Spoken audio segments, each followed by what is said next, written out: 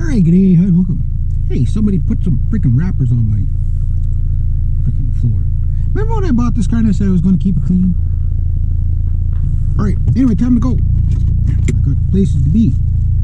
Can't be all this jibber jabbering. Got about half an hour to get there. It doesn't take quite a half an hour, excuse me, to get there. Figured to have breakfast of champions. I'll give you guys one guess what I had for breakfast so far. Give you one guess. You only need the one. Did you guess correctly?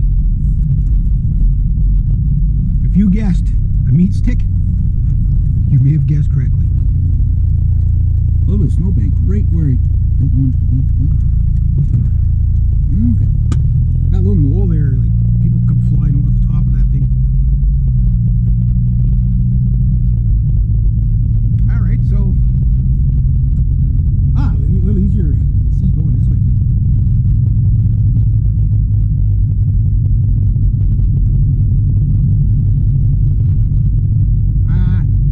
This weekend we're having our carnival.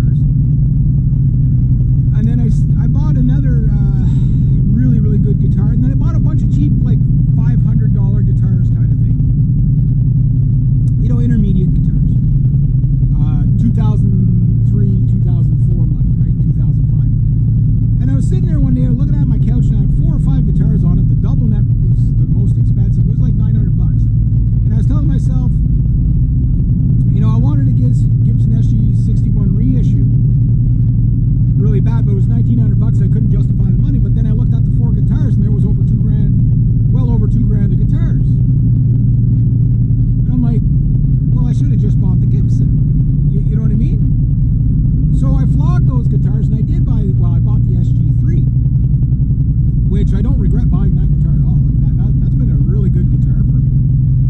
But I still wanted that 61 reissue, right? And I eventually bought it later on when I moved up here in 2009. Ooh, it's getting warm. So it's like, jump to the chase, I should have just bought, like after I bought my Ibanez RG750, the one that got stolen so many years ago, yes, I'm still bitter about it, and I'll mention that every time. The guitar after that was my Hammer Diablo, which was also a professional guitar.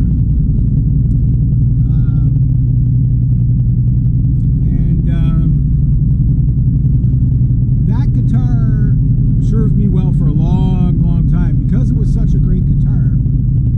I mean, pretty much destroyed it playing it live, you know what I mean? Like, the neck was warped on it and everything like that, which was common with those shredder guitars back then. They didn't last that long. Manufacturing's much better now. But what ended up happening was, after that, it was just like, I kind of regressed into buying cheaper guitars, right? Figured, well, I'll get a guitar that'll do this, a guitar that'll do. And at the end of the day, they were all good guitars to start on, right? But I was an accomplished player, so it was just like, this guitar is pretty cool, but it's not as good as what my other guitars were. You know, my really good guitars. Now the double neck was awesome. That thing was a professional guitar. The Epiphone double neck, definitely a professional guitar. I don't think you can get them anymore new. I don't think they make them anymore. And I have played the Gibson version of that. Back in the day, the Gibson version of that was $2,500 bucks. Little did I know how much of a good investment that would be. You know what I mean? To have one in good condition from back then, it'd be worth about 7 to 10 grand, you know, depending on the issue of it, right? So, anyway, I don't look at guitars as like financial investments, but like my Gibsons are going up in value, you know what I mean? Just because they're out of production models. You know, if somebody really wants them, they're going to pay through the teeth to get them. So there's that angle. My other upper end guitars, they're probably not going to go up in value, you know, for resale, but they're guitars that you don't need to sell to upgrade, because where do you, like, for my Mark Holcomb 7-string, what do I upgrade to? You know what I mean? That's about as good as a guitar can get, you know, for 7 strings, right? I'm sure there's better ones out there, but in that price range, good luck, right? You know, that's a pretty phenomenal guitar. Very good buy. So you get what I'm getting at here. Like, just spend the money right away, and you don't spend what I call, like, spend $100 to save 10. Right? Like, that's very common with musical gear, is spending $100 to save 10. Where it's like, oh, I'll just buy this for now, and this will do me. And then you slightly upgrade it, then you slightly upgrade it again, and then finally, by the time you've buy the really good guitar, you've now spent that money twice, right? So this is what the hell's the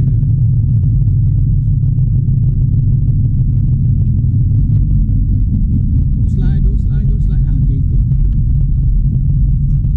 Coming in here, like, it's usually really rough right here, so I don't like to slide into, because if you hit that curve, your tire grabs hard on your tie rod. You could pull a tie rod off there. You hit it the wrong way. But anyway, so you get what I'm getting at. Like, you will spend more money buying cheap stuff. A lot of people don't realize that. Once you hit it, like, for a beginner, yes, it makes sense, because you don't know if you're going to stick with it or not. But once you know you're going to stick with something, like, I can understand if you just want, okay, I'm not sure if I really want a bass. I'll buy a cheap one and you know, whatever. But once you buy that cheap bass, don't ever buy another cheap bass again. Like, unless you're just buying it with your eyes, you know, like, you don't care how it sounds, you're just buying it because it's cool. But the drums are the same thing. There's no point me buying a cheap drum kit to start with if I'm just going to have to upgrade it later. I'll just jump to the end of it, jump to the chase. All right, anyway, there we go.